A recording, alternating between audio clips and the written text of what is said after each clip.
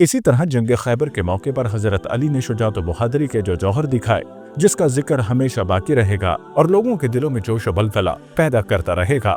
खैबर का वो किला जो मरहब का पाया तख्त था, उसका फतेह करना आसान न था। इस किले को सर करने के लिए सरकार मदीना ने एक दिन हजरत अबू बकर सिद्दीक रज़ी अल्लाह तआला अन्हु को झंडा अनायत फरमाया और दूसरे दिन हजरत उमर को झंडा अनायत फरमाया। लेकिन फातह खैबर होना तो किसी और के लिए मुकद्दर हो चुका था, इसलिए इन हजरात से वो फतेह न हुआ। जब इस मुहिम में बहुत ज्यादा देर हुई तो एक दिन सरकार मदीना ने फरमाया, मैं ये झंडा कल एक ऐसे शख्स को दूंगा जिसके हाथ में अल्लाह ताला फतेह अता फरमाएगा। वो शख्स अल्लाह और रसूल को दोस्त रखता है और अल्लाह और रसूल उसको दोस्त रखते हैं।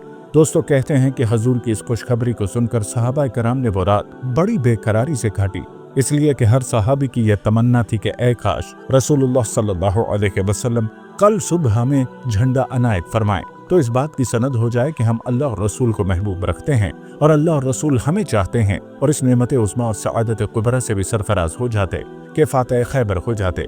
जब सुबह हुई तो तमाम सहाबा उम्मीदें लिए हुए बारगाह रिसालत में हाजिर हुए और अदब के साथ देखने लगे कि आज नबी करीम किसको सरफराज फरमाते हैं। सबकी अरमान भरी निगाहें हजूर के लबे मुबारक के जंबश पर कुर्बान हो रही थीं कि सरकार मदीना ने फरमाया, अली बिन तालिब कहाँ है? लोगों ने अर्ज किया कि या रसूलुल्लाह, वो आशोबे चशम में मुब्तला हैं, उनकी आंखें दुखती हैं। आपने फरमाया कोई जाकर उनको बुला लाए।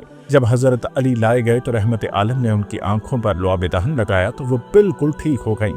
हदीस शरीफ के अल्फाज ये हैं, उनकी आंखें इस तरह अच्छी हो गईं गोया दुखती ही न थीं। फिर हजूर ने उनको झंडा इनायत फरमाया।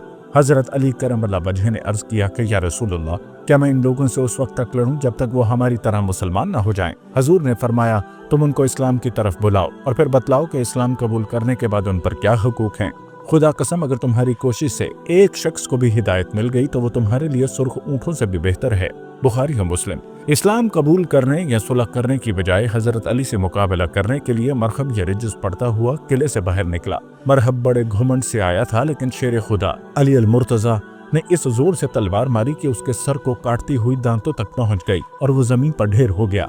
इसके बाद आपने फतेह का ऐलान फरमा दिया। हजरत जाबिर बिन अब्दुल्लाह रज़ी अल्लाह अन्हु से रिवायत है, उस रोज आपने खैबर का दरवाजा अपनी पीठ पर उठा लिया था और उस पर मुसलमानों ने चढ़कर किले को फतह कर लिया।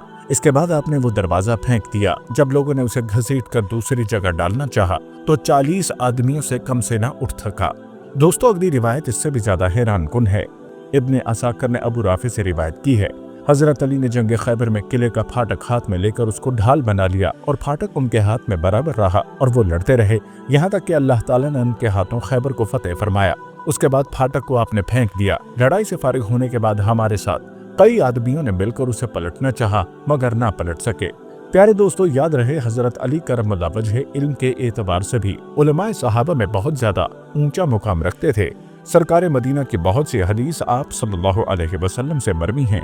आपके फतवे और फैसले इस्लामी आलूम के अनमोल जवाहर पारे हैं। हजरत इब्ने अब्बास रज़ी अल्लाह अन्हुमा फरमाते हैं, हमने जब भी आपसे किसी मसले को दरियाफ्त किया तो हमेशा दुरुस्ती जवाब पाया। हजरत आयशा रज़ी अल्लाह अन्हा के सामने जब हजरत अली करमल्लाह वजह का जिक्र हुआ तो आपने फरमाया, अली से ज्यादा मसाइल शरिया का जानने वाला कोई नहीं है।